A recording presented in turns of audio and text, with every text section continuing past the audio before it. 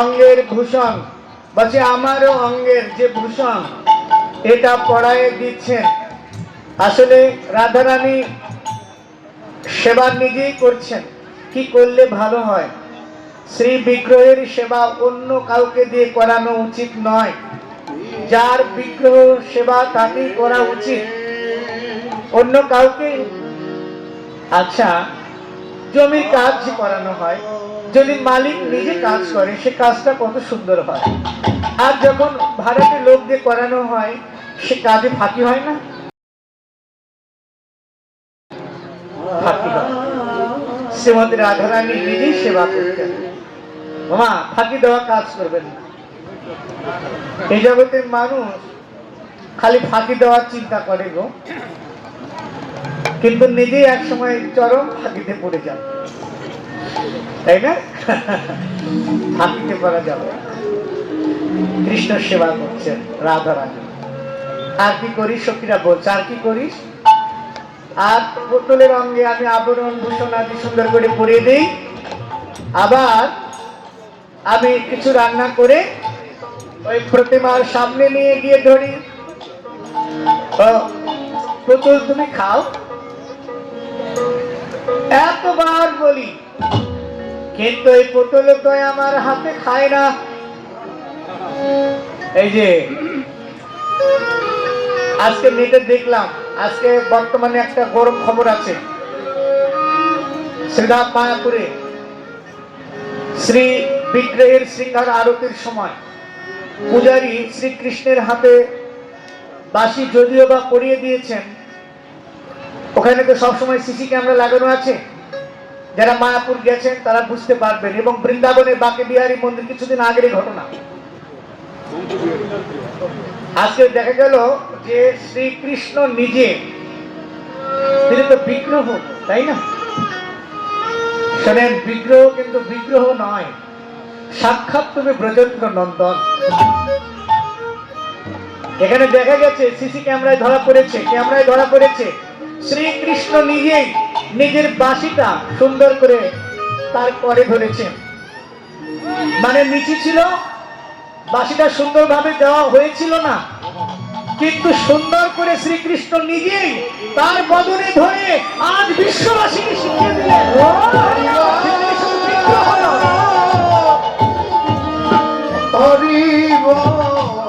আপনারা দেখতে পারবেন। এটা অত্যন্ত ভাইরাল হয়েছে, বর্তমান ঘটনা। তাই বিগ্রহকে কখনো অবজ্ঞা করবেন না, আর বিগ্রহ সেবা সবাইকে দ্বারা করানোর চেষ্টা করবেন না। বিগ্রহ সেবা নিজে করার চেষ্টা করবেন। একে ভালোবাসুন। দেখুন, যাকে ভালোবাসলে জীবের আর কোনো দুঃখ কষ্ট থাকে না, চাওয়া পাওয়া থাকে না। আচ্ছা, রাধারানীর এই কথা শুনে সখীরা বললেন, রাধে, আচ্ছা তুই যে এত সুন্দর করে বচন ভূষণ পরিয়ে দিস, এত সুন্দর করে রান্না করে বিগ্রহকে খেতে দিস, তো তোর প্রতিমা, তোর পুতুল তোর সঙ্গে কথা বলে? বলে না, আমার সঙ্গে তো কথা বলে না। আচ্ছা, তুই যে খেতে দিস খায়? বলে না, খায় না। তারপর তুই যে বচন ভূষণ করিয়ে দিস, হ্যাঁ, এগুলো কি ঠিকভাবে হয় করানো? এই কথাটা শুধু সখীরা জিজ্ঞাসা করেছিলেন না। রাধারানী যখন পুতুল নিয়ে খেলছিলেন, তখন যোগমায়া যোগেশ্বরী ভগবতী দেবী পূর্ণমাসী তিনি শ্রীমতী রাধারানীর নিকটে এলেন। এসে বলতে লাগলেন, রাধে রাধে, তুমি যে প্রতিমাকে এত ভালোবাসো, ওই পুতুলকে যে তুমি এত ভালোবাসো, তোমার পুতুল তো তোমার সঙ্গে কথা বলে না। বলে না মা। খেতে দিলে খায়? বলে না, খায় না। আচ্ছা, রাধারানীকে বলছে, যোগমায়া পূর্ণমাসী ভগবতী দেবী, তিনি হলেন মা দুর্গা দেবী গো, পার্বতী। তিনি যোগমায়া রূপে এসেছেন। তিনি বললেন, রাধে, তোমার ওই প্রতিমা, তোমার ওই সোনার পুতুল তোমার হাতে খাবে। তারপর বলছে তুমি কথা বলবে, তোমার কথা পুতুল শুনবে, ওই সোনার প্রতিমায় আবার তোমার সঙ্গে কথা বলবে। তখন রাধারানী তাড়াতাড়ি করে যোগমায়ার চরণ ধরলেন। বুড়িমা, তুমি আমায় বলো সেই সহজ উপায়। এই সুযোগ কেউ কেউ ছাড়ে? হ্যাঁ, রাধারানী সরল অন্তঃকরণে তখন যোগমায়ার কাছে হাত জোড় করছেন। বুড়িমা, ওগো যোগমায়া ভগবতী, তুমি আমায় সে উপায় বলে দাও, কি করে এই পুতুল আমার সঙ্গে কথা বলবে? সেই বিগ্রহ কথা বলে কিভাবে? তখন যোগমায়া পূর্ণমাসী ভগবতী দেবী রাধা রানীর কর্ণে শ্যাম নাম, কৃষ্ণ নাম, শ্যাম নাম, কৃষ্ণ নাম শোনায় দিল।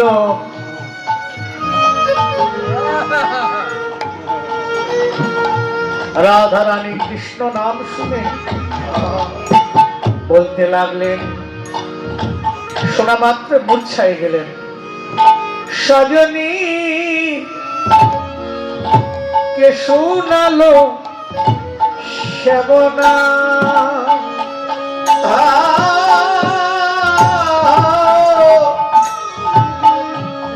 আমায় কে শোনালো শ্যামনা, শ্যামনা। যেন শ্রবণের কথা দিয়া মরমে পশিল, শ্রবণের কথা দিয়া আমার মানে গন্ধ শ্রবণের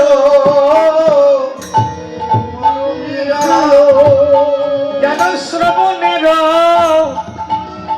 কথা দিয়া মরমে পশিল, শ্রবণের কথা দিয়া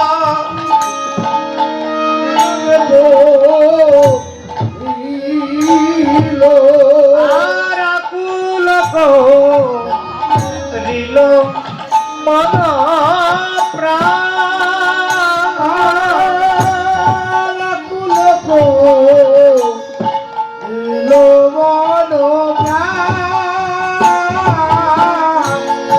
আকুল করিল মন প্রাণ। আমার মন প্রাণ আকুল হলো, আমার মন প্রাণ সখী আকুল হলো। আমি যেন সখী কেমন হলাম, আমি জানি সখী কেমন হলাম। আমি শ্রবণ মূলে শ্রবণ করে আমি যেন সখী কেমন হলাম, শ্রবণ মূলে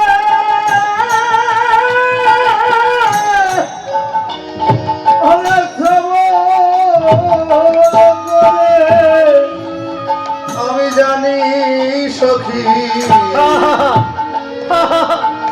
কেমন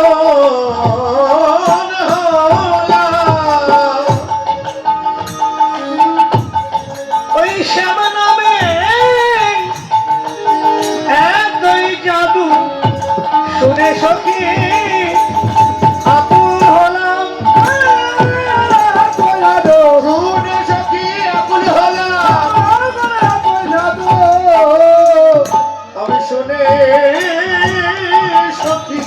সখী আকুল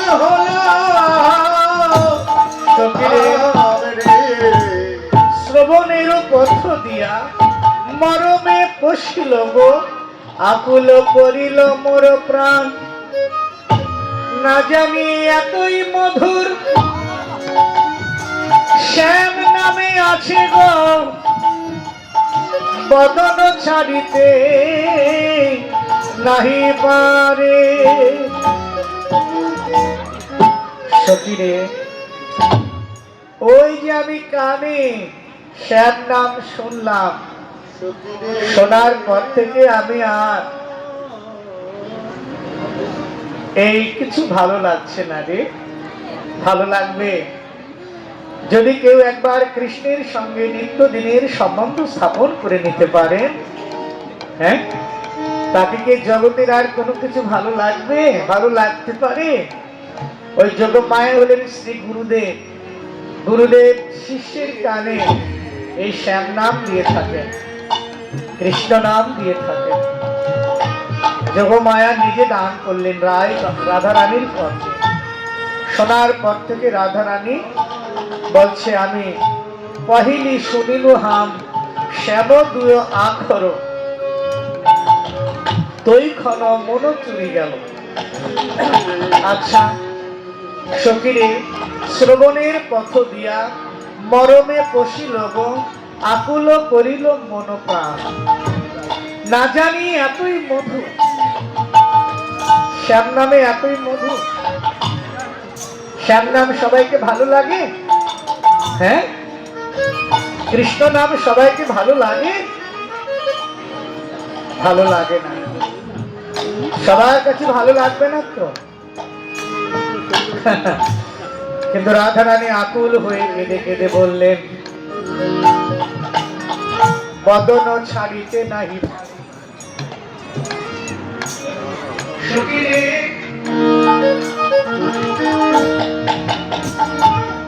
ওই যে শ্যাম নাম শোনার পর থেকে ওই নাম আমি ছাড়তে পারছি না। আমার একটা মরণ ব্যাধি হয়েছে না, যদি না শুনতাম তাহলে তো এমন হতো না। শোনার পর থেকে আমার যেন মরণ ব্যাধি হয়েছে।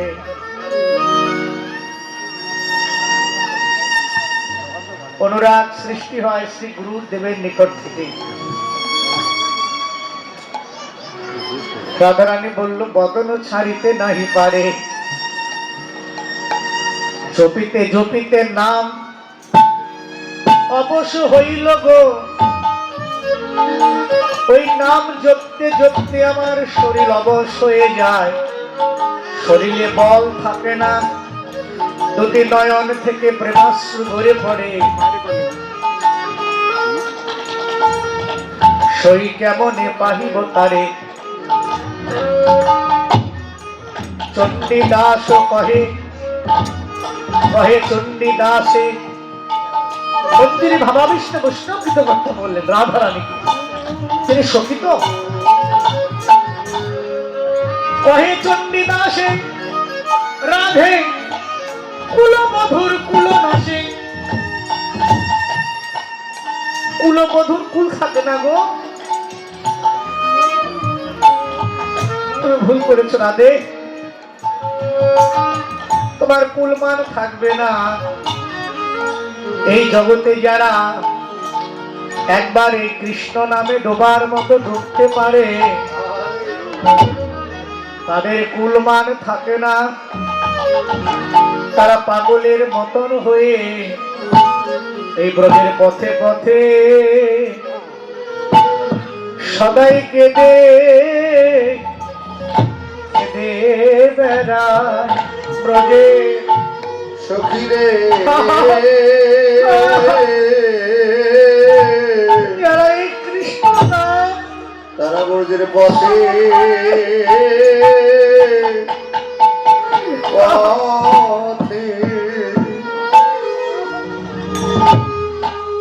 পথে কেঁদে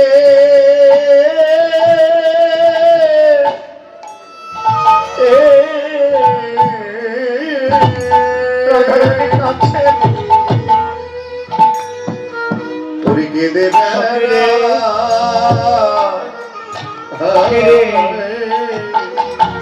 ওই শ্যাম নামে মনোপ্রাণ দিয়ে আমি জনমের মতন পাগল হলাম। আমি কোথায় গেলি আমার এটা পরাণ জুড়াইব, বল না সখী। আমার সমস্ত দুঃখ কিসে নষ্টে, নাম যে ছাড়িতে পারি না। আর নামের এত মহিমা না জানি, এতই মধু, এত মধু, এত মাধুর্য বদন ছাড়িতে নাহি পারে। চণ্ডীদাস ঠাকুর মঞ্জরি ভাবাবিষ্ট হয়ে রায় চরণে নিবেদন করে বলে, রাধে তুমি ওই নাম ছাড়ো না। আমিও চাই জীবনের শেষ বেলা পর্যন্ত আমার বদনে যেন এই কৃষ্ণ নাম থাকে। প্রাণ যাইবার কালে যেন বদন ভরে নাম গাইতে পারি। সখী রে,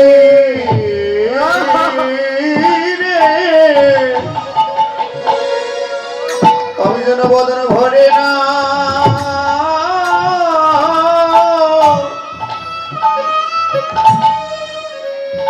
এ নাম গাইতে পারি।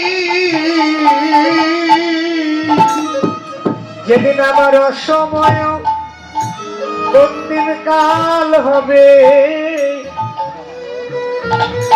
সেদিন এই মধুমাখানা যেন গাইতে পারি। যেদিন আমার আশা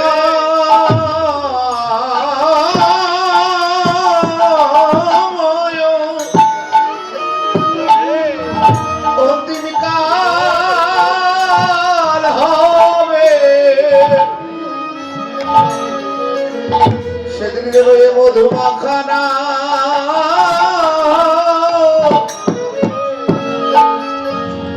আমি গাইতে পারি।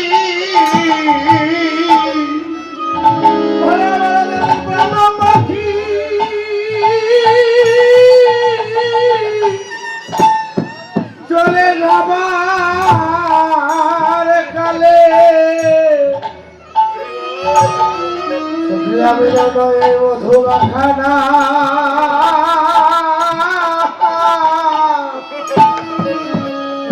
আমি গাইতে পারি।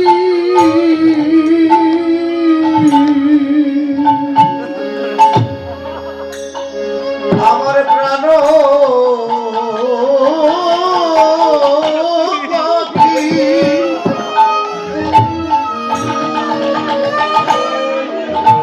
চলে যাবে,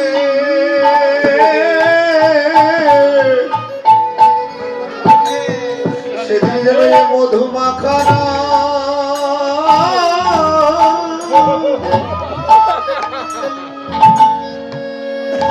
আমি গাইতে পারি।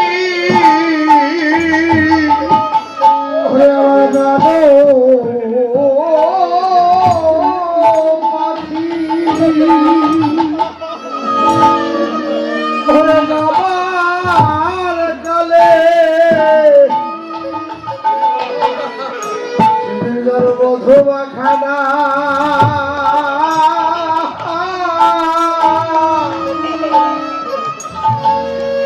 গাইতে পারি।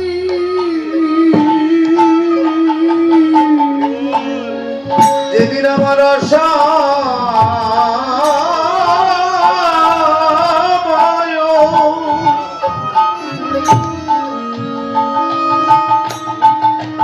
অন্তিম কালে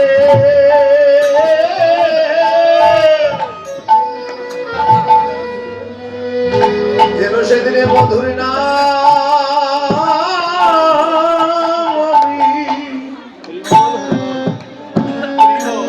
আমি গাইতে গাইতে পারি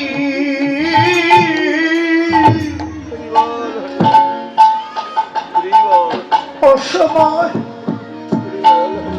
অন্তিম কালে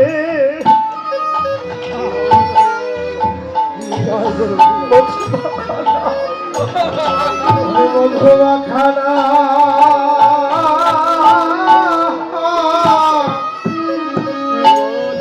আমি গাইতে পারি সখিরে আমার আশা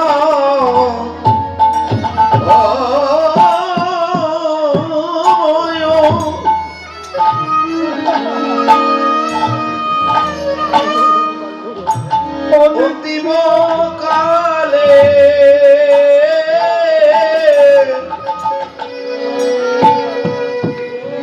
সেদিন যেন এ মধুমাখানা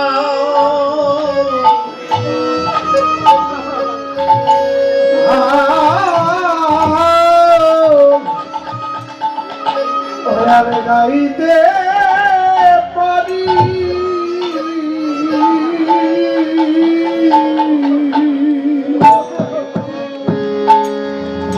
আমার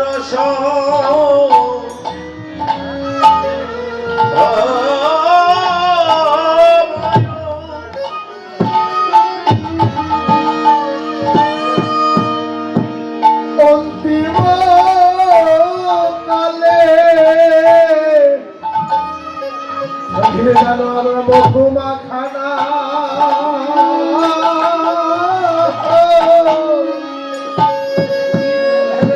গাইতে পারি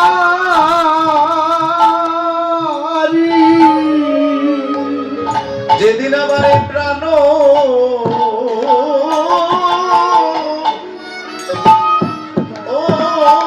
পাখি চলে যাবার সময় হবে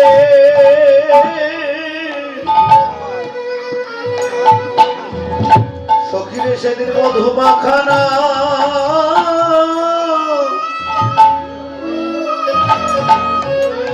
আমি যেন গাইতে পারি ওরে আমার প্রাণ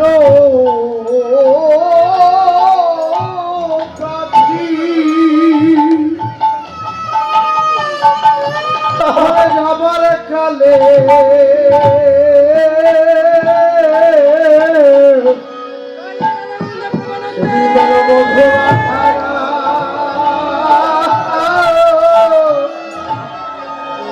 গাইতে পারি যেদিন আমায় শ্মশান ঘাটে সাজাইবে আমায় মধুমাখানা শোনায়ে দিও আমার হালে সাজাইবে মধুমাখানা শোনায়ে দিও আমার হালে সাজাইবে মধুমাখানা শোনায়ে দিও আমার হালে সাজাইবে সেদিনে মধুর কৃষ্ণ নাম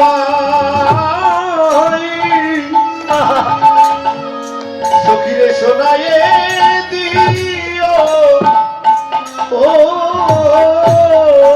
রে রে রাধারানীর প্রথম কথা শুনলে ঠিক আছে, তুই শ্যাম নাম শুনেই তো এত অবস্থা খারাপ, তাহলে তুই শ্যাম নাম যার কাছে শুনেছিস ওই পুরুষে মন দিলি এক, আর দুইজন কে কে? রাধারানী এবার বলছে দ্বিতীয় পুরুষ, প্রথম পুরুষ কৃষ্ণ নাম, ওই পুরুষই আমি মন দিলাম। কহিলু শুনিলু হাম শ্যাম দুয় আখর, তৈক্ষণ মন চুরি গেল, না জানিয়ে কইছু মুরলি কো আলাপ